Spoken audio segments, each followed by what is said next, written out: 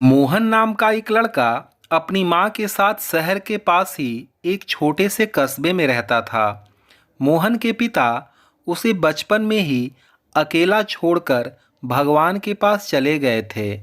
मोहन के पिता की मृत्यु के बाद उनकी आर्थिक स्थिति बहुत ज़्यादा खराब हो चुकी थी और अब घर का सारा खर्चा मोहन की माँ के ऊपर ही आ चुका था। मोहन की माँ थोड़ी बहुत पढ़ी लिखी जरूर थी, लेकिन वो उतनी पढ़ी लिखी भी नहीं थी कि कहीं नौकरी भी कर पाती।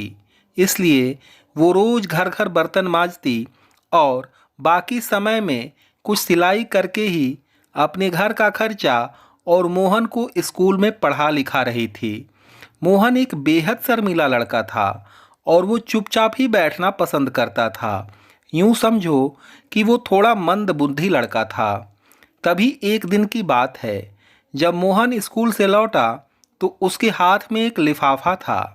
तो मोहन ने अपनी माँ को वो लिफाफा देकर कहा कि माँ, मास्टर जी ने तुम्हारे लिए ये चिट्ठी भेजी है, जरा देखो तो इसमें क्या लिखा है।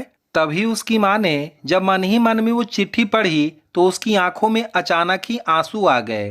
तभी उसके बेटे मोहन ने पूछा कि माँ, क्या लिखा है इस चिट्ठी में और तुम क्यों रो रही हो। तब उसकी माँ ने मुस्कुरा कर कहा कि बेटा, इसमें लिखा है कि आपका बेटा मोहन पढ़ने में बहुत ही ज़्यादा होशियार है और इसका दिमाग भी स्कूल में पढ़ रहे और बच्चों की तुलना में बहुत ही तेज है। इसलिए हमारा स्कूल आपके बच्चे के लिए लायक नहीं है, इसलिए आप इसे किसी और स्कूल में पढ़ने के लिए भेजिए। अब माँ की बात सुनकर मोहन को स्कूल न जाने का दुख तो बहुत हुआ, पर साथ ही अपनी बुद्धि तेज मालूम होने पर बहुत खुशी भी मिली।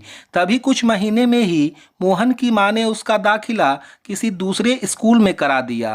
वह कुछ पैसे बचाकर उसके लिए एक ट्यूशन भी लगवा दिया और फिर एक बढ़िया हॉस्पिटल में उसके दिमाग का इलाज भी करवाया।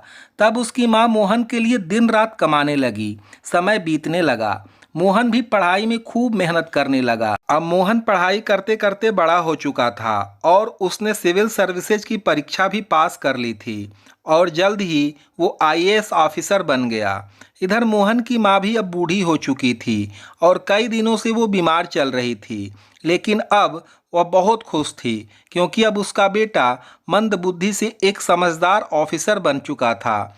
लेकिन एक दिन अचानक मोहन की माँ की मृत्यु हो गई। मोहन फूट फूट कर रोने लगा क्योंकि उसकी माँ के सिवाय कोई नहीं था इस दुनिया में। अब वह सोच रहा था कि कैसे जिएगा वो अब उसकी माँ के बिना। अब मोहन की माँ को गुजरे हुए कई दिन बीत गए थे। तभी एक दिन वो आंखों में आंसू लिए अपनी माँ के कमरे में जाकर उनकी एक पुरानी सी अलमारी को खोलकर देखता है। तभी उसमें उनकी माला, चश्मा और कई सारी पुरानी चीजों को देखकर खूब रोने लगता है तथा उन चीजों को चूमने लगता है। उसमें उसकी माँ ने मोहन के कपड़े भी बड़े संभाल कर रखे हुए थे।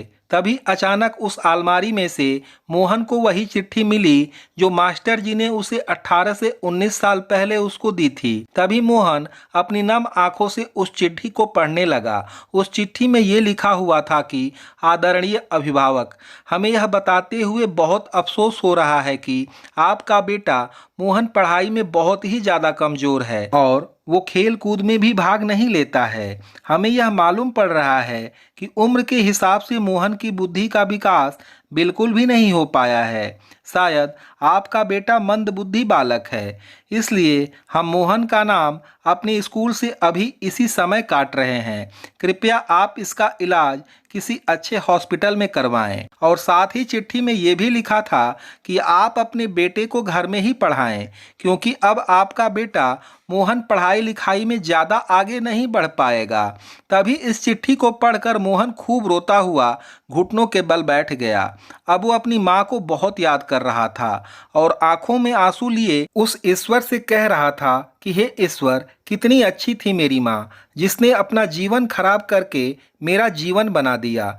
घर घर जूठे बर्तन मांज कर वो मेरा पेट भरती थी और मुझ जैसे कमज़ोर दिमाग वाले बच्चे को पढ़ा लिखा कर आज इतना बड़ा अफसर बना दिया। और जब मेरा मौका आया मेरी माँ की सेवा करने का, तो हे ईश्वर, तूने अपने पास क्यों बुला लिया। ईश्वर से यही कहते हुए मोहन खूब रो रहा था। दोस्तों, माँ तो माँ ही होती है। खुद भूखी रहकर भी वो पहले अपने बच्चों को ही खिलाती है। और मोहन की माँ ने तो मोहन का दिमाग कमजोर होते हुए भी उसे पढ़ा लिखा कर एक बड़ा अफसर बना दिया। इसलिए दोस्तों, जहाँ तक हो सके तो अपनी प्यारी माँ की खूब सेवा करें और हमेशा उन्हें खुश रखें। धन्यवाद माँ। आई लव यू माँ।